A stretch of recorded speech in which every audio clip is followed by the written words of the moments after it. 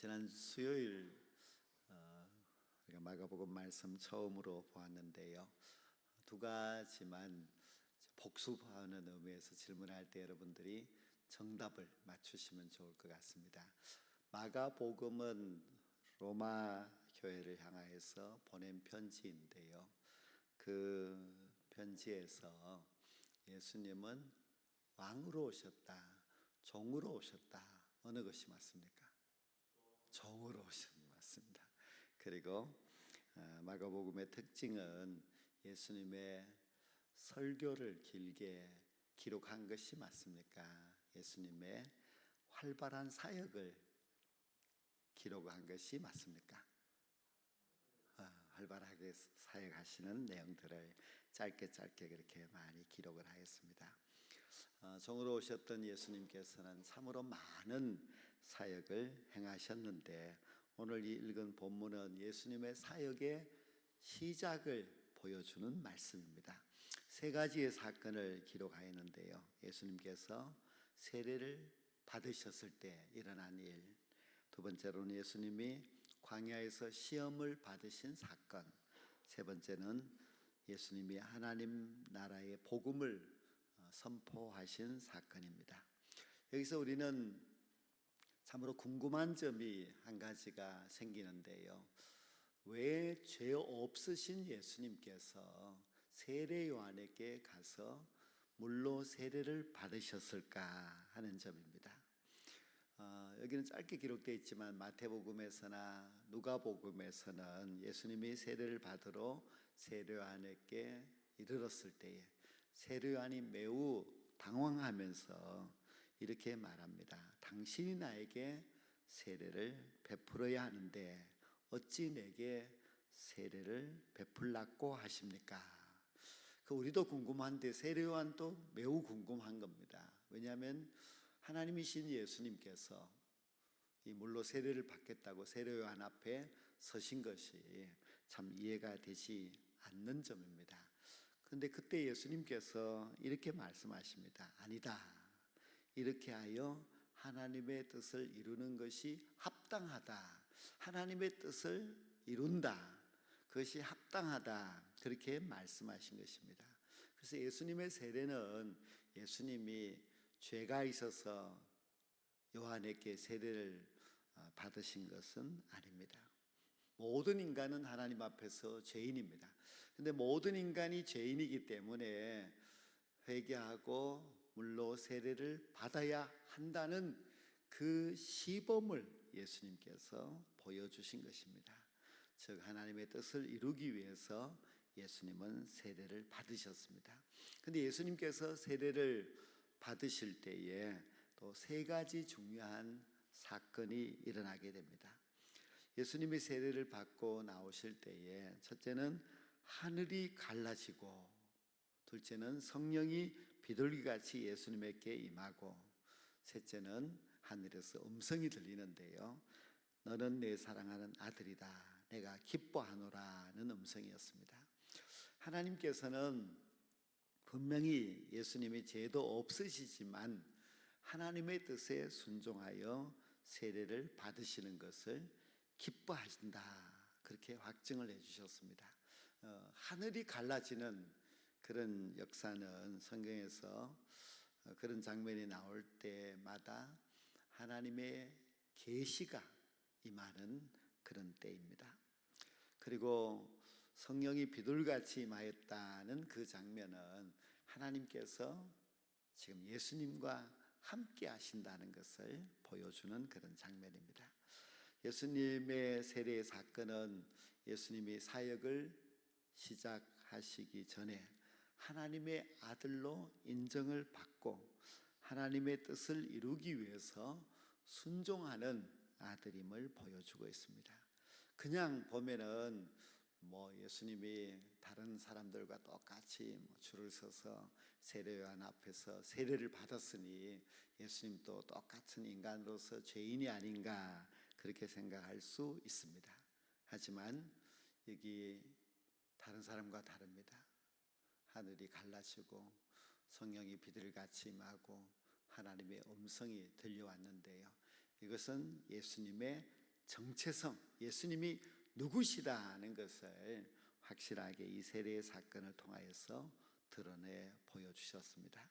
이제 예수님이 두 번째 하신 일은 세례를 받고 나서 광야로 나가셨습니다. 성령님께서 강권적으로 예수님을 광야로 몰아내셨다고 말씀하고 있습니다. 왜 성령은 예수님을 광야로 가게 하셨겠습니까? 광야로 간 것은 매우 중요한 그런 의미가 있습니다. 첫째는 광야는 연단받는 장소입니다.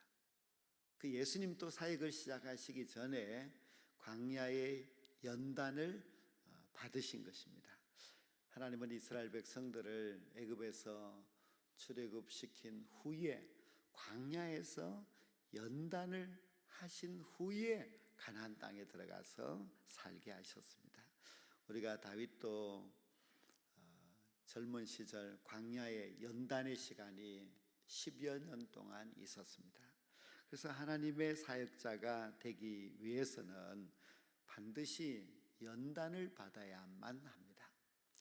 연단이라고 하는 것은 매우 우리에게, 특히 하나님의 사역자에게 중요한 그런 과정이라고 할 수 있습니다.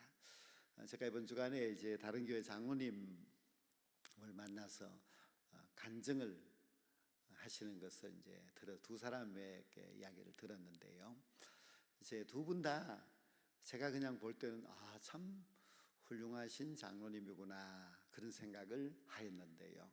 자기들은 과거에 아주 대단했다는 것을 이야기하면서 자기는 뭐 교회를 다니고 집사가 되고 이렇게 해도 얼마나 술을 많이 먹었는지, 술로 인하여서 많은 또 어려움과 사고가 있었다. 심지어 교회에서 직분을 맡아서 막 충성하면서도 그렇게 살았다. 그러나 어느 시점이 되었을 때에 하나님께서 연단하시는 과정이 있었습니다. 근데 연단이라고 하는 것이 정말 하나님의 사역자에게 너무 필요한 것은 그 연단의 시간을 통하여서 죄를 깨닫게 되고 사명이 무엇인지를 발견하게 되고 하나님의 사람으로서 변화가 되는 것입니다. 연단이 없으면요 매일 똑같습니다. 정말 정식으로 어떤 연단을 거치지 않으면 옛사람을 벗어버리지를 못합니다. 그래서 아직도 왜 저렇게 살아 하는 사람들을 가만히 보면 큰 어려움이 없이 살았기 때문에 그렇습니다. 우리는 이 연단을 통하여서 정말 잘못된 습관, 또 잘못된 성격, 이러한 것이 다 드러나게 되고 또 자신이 누군지를 정말 깨닫게 됩니다. 그래서 하나님의 일꾼이 되기 위해서 예수님도 모세도 다윗도 다 그 광야의 연단의 시간이 있었기 때문에 우리에게 그런 연단의 시간이 찾아오는 것을 우리가 이상하게 생각하지 않고 이제 내가 하나님 앞에 진짜 쓰임 받으려고 하는가 보다 그렇게 생각하시면 됩니다. 두 번째 광야는 하나님의 계시를 받는 곳입니다. 우리가 세상 속에서, 즉 세속 속에서 살아가고 있을 때는 하나님의 계시를 잘 받지를 못합니다. 즉 하나님의 음성을 잘 들을 수 없는 것이지요. 그러나 광야에 있으면 하나님의 음성을 들을 수 있습니다. 광야는 아무것도 없습니다. 그때 비로소 우리는 우리 속에 하나님의 음성을 듣게 됩니다. 하나님이 왜 나를 창조하셨는지, 또 하나님께서 나에게 주시는 사명이 무엇인지, 또 나는 과연 누구인지, 이런 모든 것이 내가 속한 그 광야, 그곳에서 하나님의 그 음성을 들을 수가 있다는 것이 참 유익한 점입니다. 우리 예수님께서도 40일 동안 광야에 머무르셨는데요. 예수님이 머무신 그 광야, 유대 땅의 사해 쪽 그 광야인데요. 정말 거기는 아무것도 없습니다. 나무도 그늘도 없는 아주 깡마른 그런 광야인데, 그곳에서 예수님께서는 자신이 이제 감당해야 될 그 모든 사명을 하나님께로부터 지시를 받게 됩니다. 세 번째 광야로 간다는 것은 영적 전쟁을 한다는 그런 의미가 있습니다.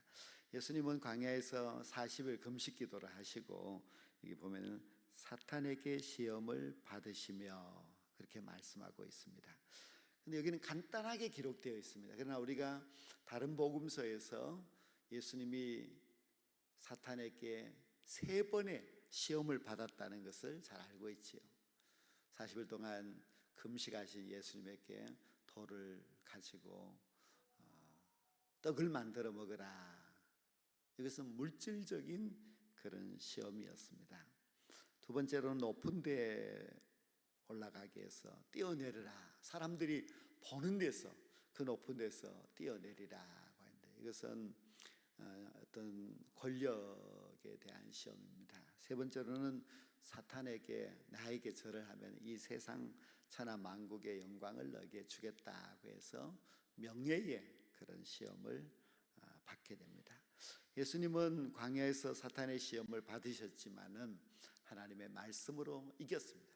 우리가 사탄을 이길 수 있는 길은 오직 하나님의 말씀뿐입니다.